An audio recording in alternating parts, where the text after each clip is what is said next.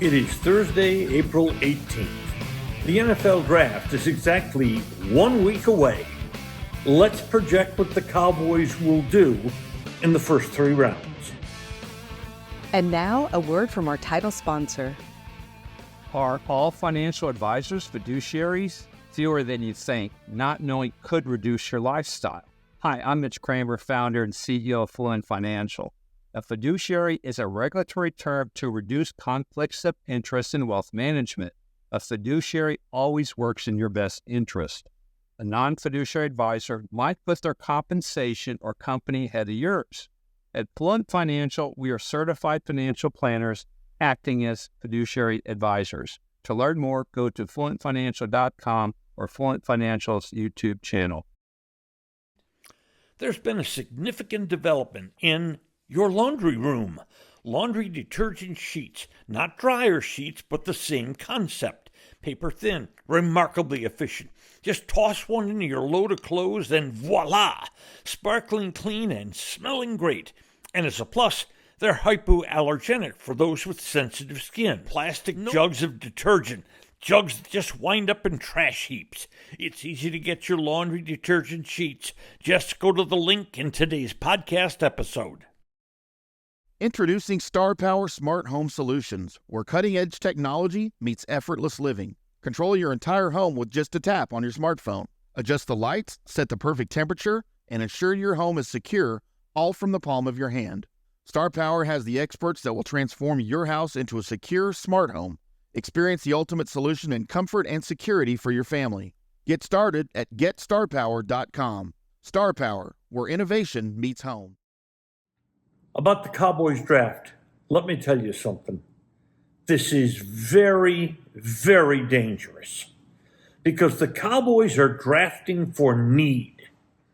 They need so many things that virtually, at least with the high picks, they're going to address holes. I hate to say this, but the best way to draft is to let the draft come to you. Let players go down the board as your pick arrives, and then voila. It may not be the player you want, but it may be the best player left on the board. And drafting for need, on the other hand, can get you in trouble. The Cowboys have so many holes. Let's look at the biggest ones. Number 1, offensive line. In fact, that may be number 1 and number 2. Next, a number 1 running back. Yes, the Cowboys signed veteran Royce Freeman off the street a couple of days ago, but he's not the answer. Royce Freeman's been in this league 6 years, and this'll be his 5th team in his 7th season.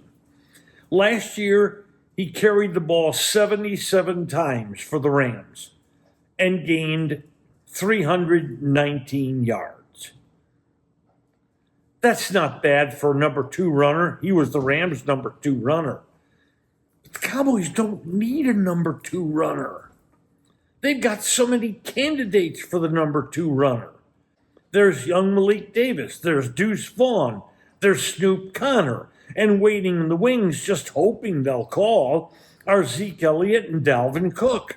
The Cowboys need a number 1 runner. The guy that's going to take the ball 15, 18, 22 times in a game. Freeman last year, in 17 games, he carried the ball 77 times. That's right at 4.5 carries a game. He's a backup. Okay, let's go to the third need. I think this would be linebacker. But let me tell you, I've got another hunch for a need for this club. I'm not at all certain that the young backups here, Ball, Waletzko, Asim Richards from the offensive line, have any future.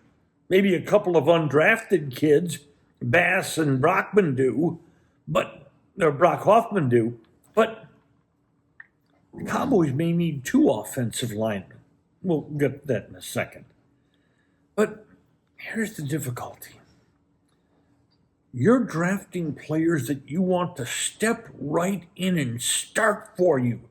And you know what? Bleep happens in the NFL. Look at the Cowboys' first 3 draft picks last year. Mozzie Smith was supposed to step in to defensive tackle. He didn't step in anywhere. Luke Schoonmaker was supposed to take over tight end from Jake Ferguson. He didn't. He looks like a career backup now. And the third choice, Overshown, got hurt. Look at how little the Cowboys got from the first 3 picks last year. They absolutely cannot afford that kind of non-production this year. And that means there's pressure. Pressure to not only find players, but to find players that can start right away. Now, the Cowboys may have a few bucks left over to sign a couple of off-the-street free agents still. But this draft is going to determine where the Cowboys go with that street money. Because these kids have to play. First round. The Cowboys so desperately need an offensive lineman. There'll be one there. It's an almost take your choice. Graham Barton from Duke is very versatile. He started at tackle, but his future in the league is at guard or center. He'd be a fine choice. I personally like Johnson Powers Jackson, the center from Ohio State. I honestly believe he'll start at center for whoever takes him for the next 10 to 12 years. And then there's Tyler Guyton from Oklahoma. Good player. And let me tell you, one of those 3 is certain to be there. Maybe 2 of the 3 will be there. Maybe. Probably only 2 of the 3 will be there. But Barton or Johnson Powers Jackson, I have a tendency to call him Jackson Powers Johnson. But anyway, JPJ, they'll be there. That would be my first choice, one of those 2.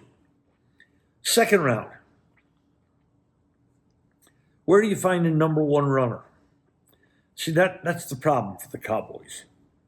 There are very, very, very few number 1 runners in this draft. The best of them is Jonathan Brooks from Texas. The problem is he's hurt. He had to have surgery, repair a knee. Now, by all reports, he'll be ready for training camp. But again, you're asking a rookie coming off a major injury to carry your load next year. But if he's there, I think the Cowboys have to give a certain look at him. They have to. But if he's not there, what if he's gone off the board? What if the Eagles, like they like to do, always jump in front of the Cowboys and take somebody? What if they do it again and take him off the board or somebody else does? Well, the Cowboys can hope the linebacker from Texas A&M, Adrian Cooper, gets there. But you know what? The Cowboys pick is number 56. The way I look at this draft, Adrian Cooper goes off the draft board 10, 12 picks earlier than that, hoping he slides all the way to 56. In the draft, hope is not a strategy. And in my look at the draft, unfortunately, both Brooks and Cooper have a chance to be off the board. What do the Cowboys do then? Tell you what I'd do. I'd draft another offensive lineman. I'd repair this offensive line this year. Now, where do they go with the 3rd round pick? Well, the first 2 runners, Brooks, a runner from Florida State, and Trey Benson, they'll be off the board before the pick in the 3rd round, which is number 87. I think the Wisconsin runner, Braylon Allen, will be available at 87. I'm just not certain if the Cowboys regard him as a number 1 runner. So what if the Cowboys don't draft a runner? Wait a minute. Maybe there's a good linebacker there. Wait a minute. Maybe there's a good wide receiver there. Have you considered wide receiver? Talented wide receivers tend to slide, meaning that maybe a wide receiver who could go in the late second round or early third slides all the way to the Cowboys in the late third. But why wide receiver, you say? Well, Gallup's gone. Brandon Cooks is in the last year of his contract here. I don't think anybody's certain that Jalen Tolbert's going to step up and be a solid number 3. I think there's a hole there. But holes, there are holes everywhere. We haven't talked defensive tackle. Cowboys really need one of those. We haven't talked defensive end. And though the Cowboys don't say much about this, I think they really need one of those. See, what you got here is a team that's approaching the draft and has 5 or 6 significant holes. It's just hard to ask a draft to fill more than half of those. Now, the Cowboys do have some later picks, but we're talking much later. When the Cowboys pick at number 87, they will wait 86 more picks before they make a late 5th round pick. And then they have a late 6th round pick, which I think is the 216th player off the board, and then a couple of seventh rounders. What are you looking for there? You're looking for anything to help your club. Depth at linebacker, depth at defensive end, depth at defensive tackle. There you are certainly taking the best player available. After this draft is over, will Cowboy fans be satisfied that the team is fixed? No. It's impossible to fill all the holes. But maybe the Cowboys can sign a couple of veterans and go forward. For instance, let's say they drafted Barton and made him a center with the first pick, Graham Barton. Well, then Andres Pete, the veteran guard from New Orleans, is still out there. If you could draft Graham and sign Pete, it would pretty much repair your offensive line. So the Cowboys do have some possibilities after the draft. But the draft itself, it can't fill all the holes the Cowboys have. Today's episode brought to you by Fint Financial, Retire Sooner, Better Lifestyle, and by Star Power, Love Where You Live. Just Wondering is a production of DSP Media for FanStream Sports. You can find Norm's show along with other great programming at fanstreamsports.com. Thank you for listening to today's episode. If you enjoyed it, hit follow. And every weekday, a fresh new episode of Just Wondering will be delivered right to you. And if you enjoy this podcast, please share it with a friend. Finally, should you have questions or comments, please share them with us by going to X and our address at Norm's Clubhouse.